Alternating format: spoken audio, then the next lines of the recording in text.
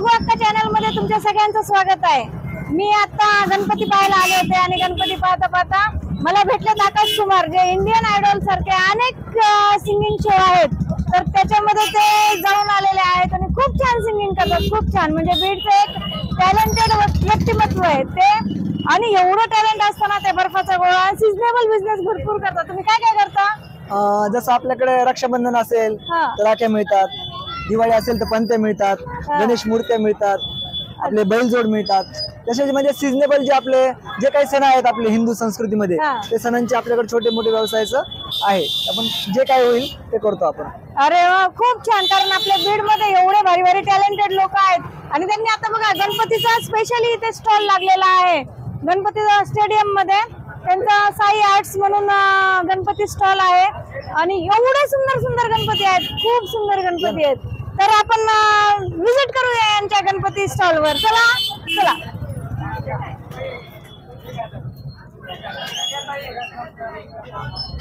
एक minute sir. मस्त गणपती आहेत।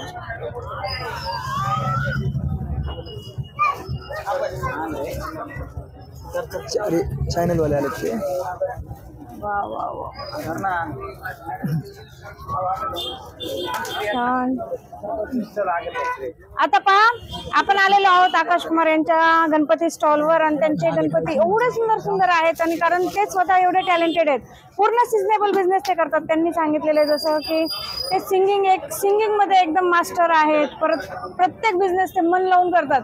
आणि आज त्यांचा एवढा मोठ्या प्रमाणाचा गणपतीचा स्टॉल पाहून तर खूप छान वाटलं, कारण बीड मध्ये गणपती प्रत्येक घरात आपण गणपती बसवतो आणि प्रत्येक घरात गणपती बसवल्यावर आपल्याला गणपतीच्या वेगवेगळ्या व्हरायटी पाहिजे असतात। लहान मुलांची आवड वेगळी असते, मोठ्या माणसांची वेगळी असते, आणि मी म्हणते ना जसे जसे घर असेल तसं तसं आता सजावट आणि गणपती वेगवेगळ्या स्टाईलच्या लोकांना लागतात।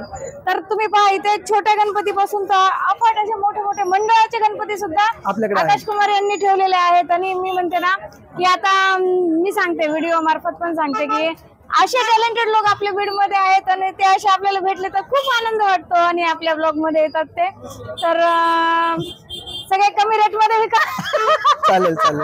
सगळे आर्टिस्ट लोक आहेत ना, आपले जेवढे पण आर्टिस्ट लोक आहेत बीड मध्ये, त्यांनी स्पेशली आकाश कुमार यांच्या स्टॉल वर भेट द्या, कारण आर्टिस्ट लोकांकडे येणं खूप गरजेचं आहे आणि टॅलेंटची कदर करणं गरजेचं आहे। टॅलेंटेड लोकांना भेटणं खूप गरजेचं आहे। त्याच्यामुळे आपल्या बीडचे तुम्ही म्हणते इतके कलाकार आहेत बीड मधले, तर सगळ्या कलाकारांनी आकाश कुमार यांच्या स्टॉलला भेट द्या आणि नवनवीन गणपती बघा। बघा इकडनं मी तुम्हाला दाखवते की पूर्ण कलाकारांचे मानधन आता ते ऑटोमॅटिकली वाढतंय काय ना, कलाकारांचं बी मानधन वाढायचं सांगा मला बी काय बघा। आता यांचं एक अपेक्षित असं उत्तर आहे, बोला काय होतं मॅडम। 12 बोलत म्हणजे कुंभार वगैरे समजे असते, एवढं मेहनत करतात का नाही? खरंच करतात, मेहनतीचं काम आहे। वर्षभर त्यांना सांभाळावं लागतं।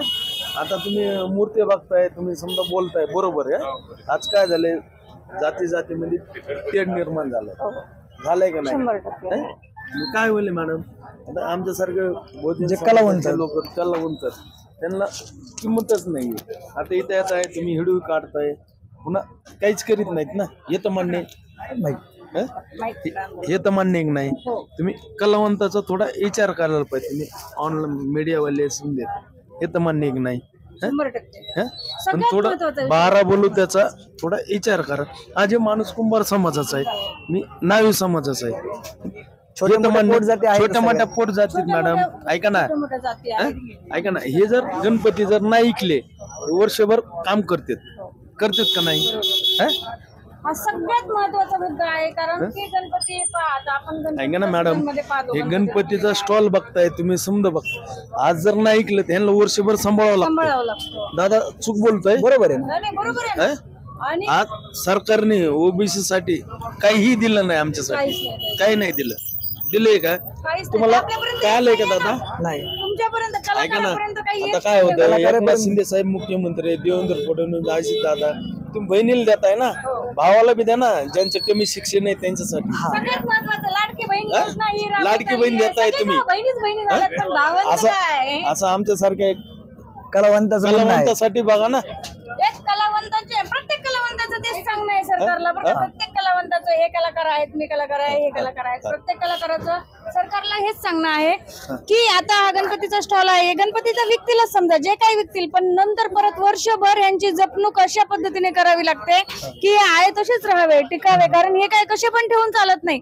त्याच्यामुळे या गणपती आवर्जून हे कसे ठेवतात, कसे यांचे गणपती विकले जातील, तर हे खूप महत्वाचं आहे. कारण एक आर्टिस्ट आणि एक कलाकार हा हे गणपती एवढे सुंदर सुंदर गणपती बघा, हे गणपती बघा तुम्ही, किती सुंदर गणपती आहे. आणि मेन म्हणजे कलाकार लोक हे आपली सगळी संस्कृती जपताय. कारण गणपती विकायचं म्हणजे नुसतं विकायचं नाही, ही आपली संस्कृती आहे, ही पिढीनं पिढी जपली जाणार आहे. आता आपण जपतोय म्हणून या पिढ्यांना, पुढच्या पिढ्यांना माहिती होतोय की गणपती काय आहे. नाही ना, खरंच नाही. कारण ही पिढी जे काम करते, एवढं हार्डवर्क करते. हे गणपतीचा स्टॉल आपण नुसतं पाहायला येतो, गणपतीचा स्टॉल आपण पाहून फिरतो, एक एक गणपती घेतो. तुम्ही गणपती बघताय, तुम्ही आमच्या घरी, आम्हाला घर नाही राहायला. खरंच नक्की भेट देऊत ना, काय झालं, आपण नक्की भेट देऊयात. की प्रत्येक लाईफ मध्ये ना खूप जणांचे प्रॉब्लेम्स आहेत असे की जे आपण आपल्या मीडियाद्वारे किंवा जर सोशल मीडियावरचा प्रॉब्लेम आलेच नाहीत तर ते कळत नाहीत. आता सोशल मीडियावर कलाकारांचं एवढी ही कला आहे बघा ना, लोकांपर्यंत पोहोचवायची ही कला आहे आणि त्यांचे प्रॉब्लेम्स खूप आहेत. ते प्रॉब्लेम्स जर मीडियावर आले तर एकनाथ शिंदे साहेब जसं तुम्ही लाडकी बहीण योजना राबवताय तसे हे आमचे सगळे लाडके भाऊ योजना पण राबवा, ते पण हाय लेवलला राबवा. कारण हे कलाकारांना खूप मोठं स्टेज भेटणं, 12 बलुतेदार जे आहेत त्यांना खूप मोठं स्टेज भेटणं खूप गरजेचं आहे. कारण ही एवढं मोठं हे आज स्टॉल दिसतंय त्याच्या मागे भयानक कष्ट आहे. तिथपर्यंत गणपती घेऊन येणं आणि गणपतीचं मार्केट चालवणं हे खूप मोठं कष्ट आहे. आणि यांनी सांगितलं की ते प्रत्येक सीझन वाईज हे सगळं बिझनेस करतात, तर ते किती म्हणजे कष्टाचं काम आहे.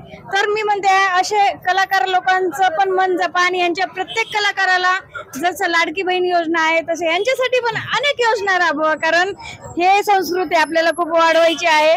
तर एकनाथ शिंदे साहेब आणि सरकारला आमच्या सगळ्यांतर्फे हे असं आम्ही सांगतो, गणपतीच्या असं साक्षीने सांगतात की साहेब 12 बलुतेदारांना तुमच्याकडनं खूप काही अपेक्षा आहेत, तर नक्कीच होतील. कारण आपलं हे सांगणं त्यांच्यापर्यंत तर पोहोचणारच आहे, मेसेज पोहोचेल ना त्यांच्यापर्यंत, मेसेज नक्की पोहोचणार आहे बरं का. आणि याच्यातून काही ना काहीतरी आपल्याला गणपतीच्या आशीर्वादाने नक्की भेटणार आहे.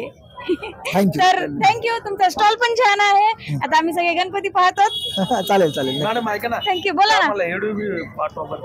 हो येईल ना, माझं चॅनल आहे, युट्यूब चॅनल तगू अक्का कॉमेडी, संगीता कोठारी 44. तर ह्या युट्यूब चॅनलवर सगळ्यांनी माझे विजिट करा, नक्की विजिट करा.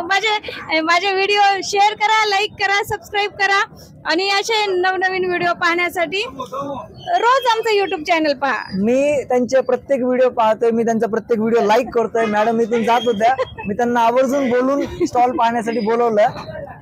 मी चालले होते तर त्यांनी मला आवाज दिला, मॅडम आम्ही तुमचे रोज व्हिडिओ पाहतो. तर मला पण खूप छान वाटलं, कारण आमचे असे फॅन्स भेटतात म्हणून आलोय. अरे बघा, असे आमचे फॅन्स भेटतात आम्हाला, त्याच्यामुळे आम्हाला खूप छान वाटतं. कारण आम्ही व्हिडिओ बनवणारच आहेत ना आपण नवीन अजून.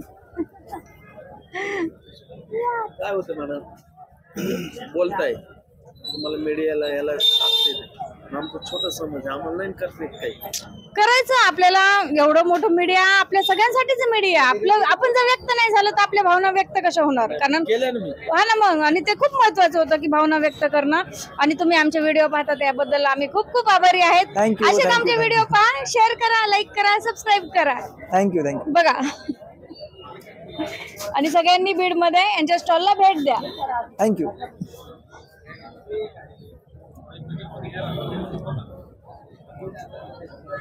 तू कुठं फुगे खायला लागली, घरी जाऊन वडापाव खाय ना.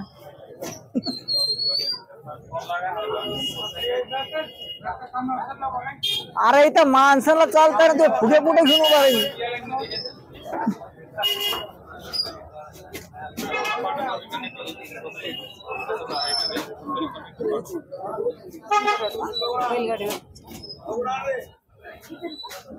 काय इकडे बघ, बैलगाडीवरचे गणपती बघा. आमचे शेतकरी वर्गांचा गणपती पहा, बैलगाडीवर बसलेला बघा, शेतात चाललेत जसे काय आमचे गणपती. महेश कोटरे माहिती तुला?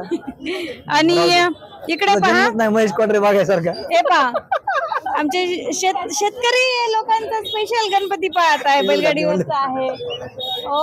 किती सुंदर आहे. करून काय कर, मी बोललो की लोक म्हणजे इजू घालतो राहिलो. खूप सुंदर सुंदर गणपती आहेत बघा. मी तसं काही बोललोच नाही कधी इजू घालासारखं. खूप सुंदर गणपती आहे. टोपी हे पण आमचे गणपती बाप्पा बघा. हे विनावादक आहेत. म्युझिकचे संगीत प्रेमी गणपती आहेत आमचे. संगीत प्रेमी. खूप छान आहे. Okay bye, thank you.